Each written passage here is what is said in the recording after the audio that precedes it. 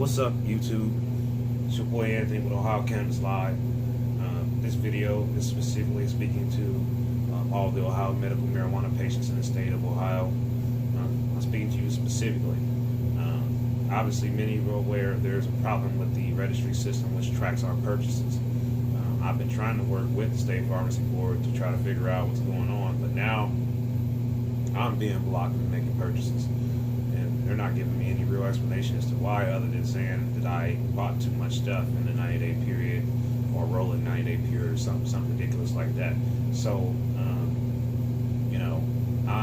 I'm trying to get people to do one specific thing here. You need to go back and audit and check all your purchases. You need to add up all your units together and find out how much you bought so far since the program started. Check all your receipts, and you need to verify that against whatever data that the registry has. Because it's very possible, more than likely, that the information is incorrect.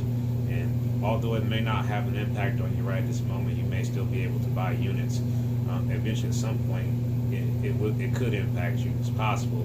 It's a high probability that you can be impacted by this. So that's why it's important that you get an audit done. Second of all, I have a Facebook channel, Facebook page. I even have a website, which is www.ohiomedicalcannabisgroup.com, and I called the Ohio Medical Marijuana Hotline today, trying to get answers about this, issue with my registry, and they just basically told me they could just answer general questions and that they had no direct access to any information whatsoever. And I said, I understand that. I just want you to help facilitate me getting in touch with the people that do have access to information that are conveniently not answering the phone right now, and they refuse to help. So I can confirm that the Ohio Medical Marijuana Hotline is not helpful at all in regards to assisting patients with specific issues regarding their medical marijuana registry or anything else specific to them in nature. It's just general information for anybody, that wants general information, which is the same general information you can access on the state's website. So basically the hotline to me is useless because it doesn't have any tools or assets or any way to help you with any specific problems or any crisis that you may be incurring related to the medical marijuana registry. It's simply just a call center of people taking calls and answering the scripted questions, scripted answers.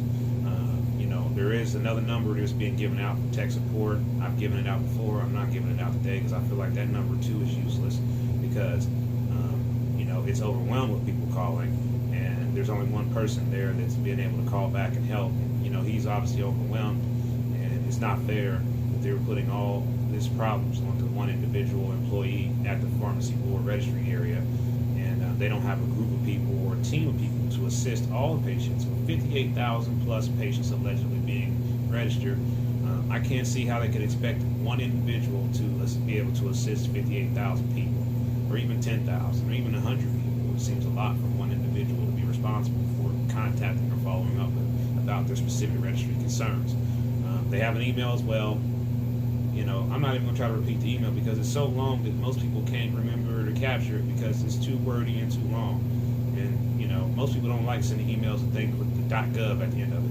So, that's another useless resource. A lot of people don't like doing emails. A lot of people don't even read their emails. So I don't see how that's helpful either. As far as the registry logging in yourself and looking at your information, it never makes any sense to you. It doesn't. It's non-specific information, so it doesn't really tell you specifically what you purchased or where you purchased it at or anything like that, which is very important information you would want to have access to in regards to making sure that everything is correct in your registry and that all your purchases are correct. So I'm calling for all patients to request an audit of their purchases of their medical marijuana in the state of Ohio specifically.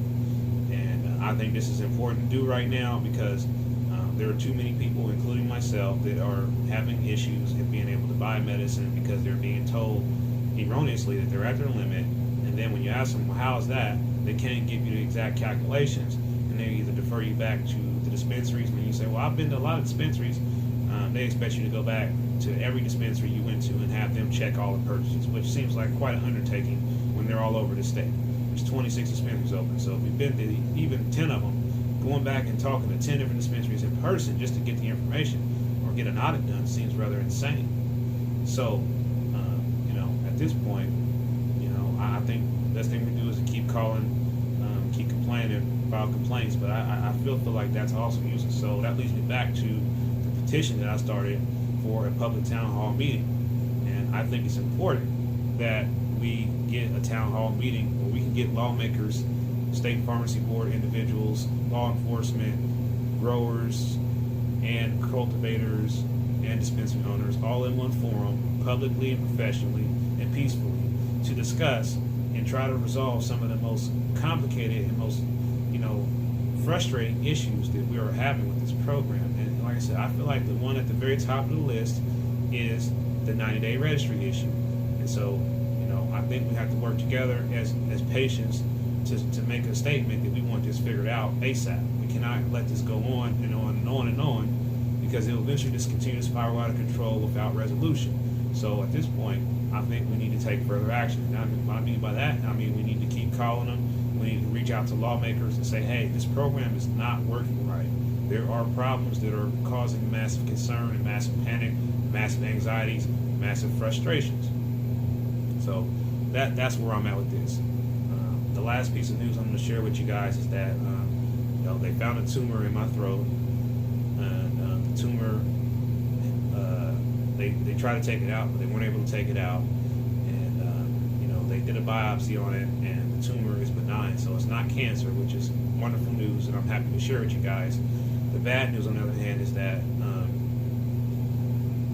they didn't get the tumor out, so now I have to have a different surgery with lasers to get it out. And since the tumor is so close to my vocal cord, when they take the tumor out, that will have a direct impact on my voice going forward. So my understanding of it is, at this point, that the procedure will make my voice graspy and gaspy, and I will gasp for air when I speak, and it will be very hard for me to talk to you guys. So unfortunately, during that time, which they're telling me could be up to 4 months or longer, I will not be able to do a whole lot of video content for you guys like I'm doing right now. The voice that you're hearing right now will probably never come back. I may not never speak like this again. I'm hoping and praying that I will. And what I'm going to try to do during the time is I'm going to try to limit my speaking to allow for faster healing. So again, I appreciate all the support I received on this channel. I see I have 50 subscribers. I've never had 10 subscribers before in my life on any of my YouTube channels. So thank you to everybody that did subscribe. I'm very excited about that, and I really appreciate your support. And all that you do for me right now is to count up your stuff and make sure it's correct, and to continue to encourage others to sign a petition so that we can get that public town hall meeting. Those are the two main things I need you guys to do for me. Again, I appreciate everything else. Make sure you like and subscribe if you haven't already. And like I said, you can also follow me on my website at www.ohiomedicalcannabisgroup.com. I still have Facebook pages there.